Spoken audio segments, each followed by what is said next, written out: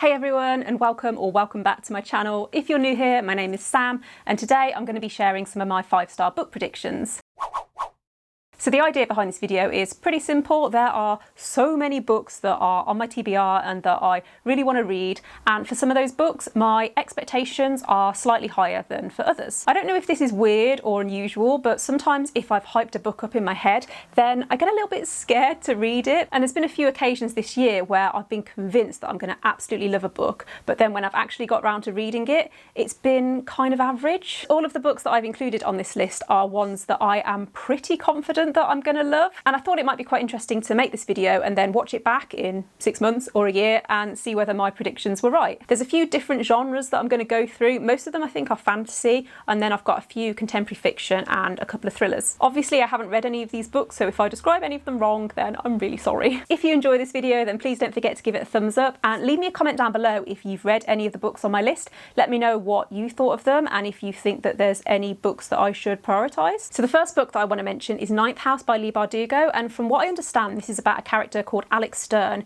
who has had quite a traumatic past, but she gets this opportunity to go to Yale, the university, and when she arrives she becomes kind of mixed up with all these different secret societies. I've heard it described as like a dark academia mystery novel. I read the Grishaverse by Leigh Bardugo earlier this year and I completely understand that this is very, very different to that. I've heard that there are so many trigger warnings for this, obviously because I've not read the book I don't really know what they are, but I will leave a link to the Goodreads page down below if you wanted to check those out. But I'm pretty sure this book won a Goodreads Choice Award last year, and like I said, I really love Leigh Bardugo's writing, and so I'm pretty confident that I'm going to love this too, even though it is very different to her previous books. So the next book on my list is The Poppy War by R.F. Kuang, and from what I understand this is about a character called Rin who is accepted to train at this prestigious military school. However, when she arrives she's targeted by her classmates because she's from the south, which is quite poor, and because she's dark-skinned, and throughout the book we follow Rin as she learns how to master her powers. I've heard that this is quite brutal and quite violent, and it draws a lot on Chinese history, which sounds really interesting. I don't think I've read a fantasy book or any kind of book really that's like that. I've also heard that there's no romance in this book, or at least there's no romance in book 1. I think this is a trilogy, and I think the third book in the trilogy is either out already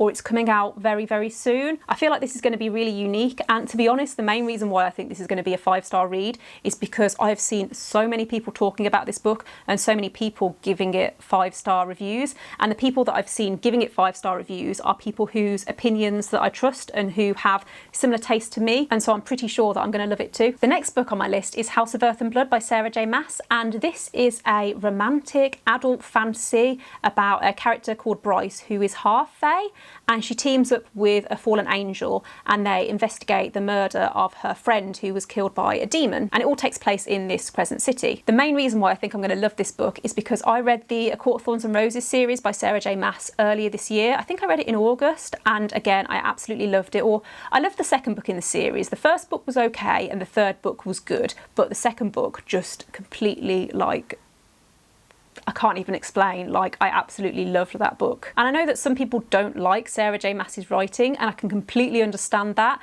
but for me I find it really entertaining. I still haven't read the Throne of Glass series, which is also by Sarah J Maas, and I know that this book series is again really, really popular. For some reason I don't feel like Throne of Glass is going to be a 5-star read for me. I might be wrong and I might absolutely love it, but from looking at reviews of people that I trust and who have similar opinions to me, a lot of people have said that A Court of Thorns and Roses is like her best series, but that Crescent City is also really, really good. The next book on my list is a book that a lot of people have been talking about recently and that you might have already heard of, and that is The Invisible Life of Addie LaRue by SCHWAB. I feel like a lot of people will already know this book because it came out quite recently and it has had so much hype, but if you've not heard of it, this follows a woman called Addie LaRue who makes a deal with the devil to live forever. However, the consequence of this deal is that everyone she meets forgets her, and she lives quite a lonely life until one day she meets a man in a bookstore who does remember her. I've seen a few people compare this to The Time Traveller's Wife. I don't know if that's right. Please don't hate me if it's wrong. I'm going to be honest, the main reason why I think I'm going to love this book is because everyone else seems to love it, and I mean all of those people can't be wrong. There must be a reason why it's getting so much hype. I've not actually read any of Victoria Schwab's other books, and I'm not sure whether that's going to work in my favour or not. I do eventually want to read some of her other series, especially Vicious or Vengeful and the A Darker Shade of Magic trilogy. Both of those sound really interesting, and I know that she's a really super popular fantasy author. The next book on my list is Beartown by Fredrik Backman, and I really hope I've pronounced his name right,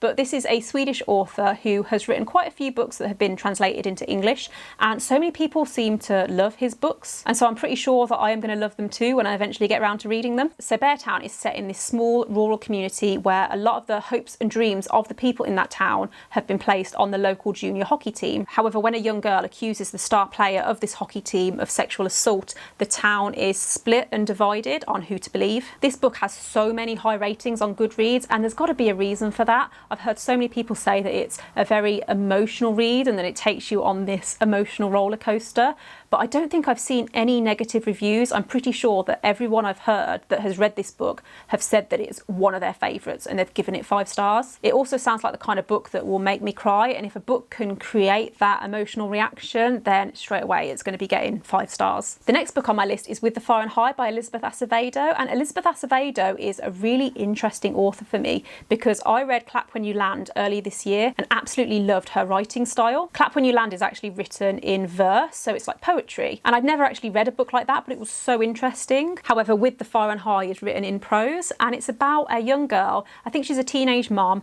and she has dreams of becoming a professional chef. I'd actually really like to listen to this as an audiobook, but I've tried looking for it on Audible and I don't think it's available, which is quite annoying. So if you know anywhere in the UK where I can get hold of this as an audiobook, then please let me know. One thing that I really loved about Clap When You Land, other than the writing style, was the way that Elizabeth Acevedo covered so many important topics and the way that she was able to bring these stories to life. The next book on my list is Home Before Dark by Riley Sager, which is a thriller about a woman called Maggie who, when she was a kid, like when she was very little, she can't really remember it, but she lived in this house with her parents that was supposedly haunted. I think kind of Amityville horror haunted, and her dad wrote a book about it and it became like a bestseller. And now as an adult, Maggie is pretty sure that her dad made the whole thing up, but she's just inherited this house and she moves in to try and renovate it to then sell it on. However, when she moves in, she finds this really freaky stuff starts to happen and she starts to believe that actually maybe her dad was right. So I don't often give thrillers 5 stars. I don't know what it is, but I think the only thriller that I've actually given 5 stars this year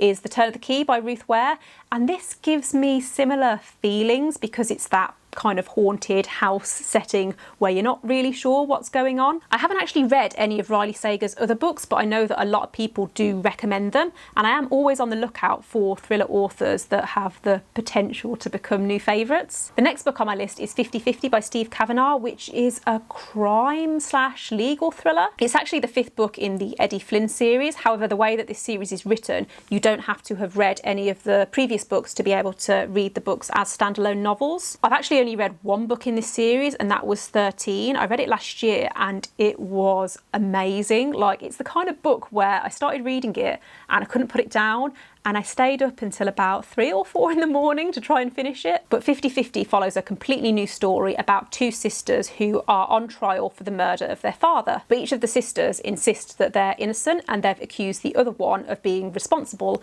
And I think Eddie Flynn is representing one of the sisters. And so I think throughout the book you're trying to work out who actually did it. Like I said, I absolutely loved the last book in this series and I gave it 5 stars. So if this book is as good as that, then it has the potential to be a new favourite. The next book that I want to mention, which isn't actually coming out until next year, however I do have an advanced copy through NetGalley that I'm hoping to read at some point soon, and that is The Whole Truth by CARA Hunter. This is book 5 in the D.I. Adam Fawley series, which I read in January and absolutely loved. I gave the whole series either 4 or 5 stars. This is another one of those series where you're following the same team as they investigate a different crime in each book, so you could technically read each book as a standalone. However, I read them in order, and I think that that really helps because you get to know the characters a little bit more. So in this book we're following the team as they investigate an accusation of sexual assault at Oxford University, and I think the tagline for this book is "You think you've heard this story before but you haven't," or something like that, because the person who's being accused of sexual assault is a young woman, a professor obviously at the university, and the person who's the victim is a 6-foot-tall rugby player. What I really like about CARA Hunter's books is the way that she creates these different layers to the story